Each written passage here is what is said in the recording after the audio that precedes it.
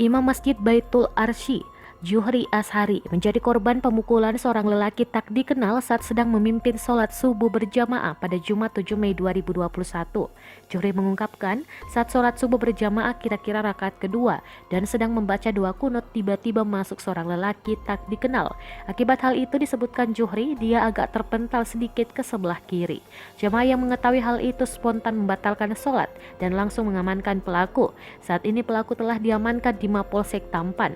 Juhri mengungkapkan bahwa berdasarkan pengakuan pelaku di kantor polisi, mengaku melakukan penganiayaan secara spontan karena risih mendengar suara mengaji.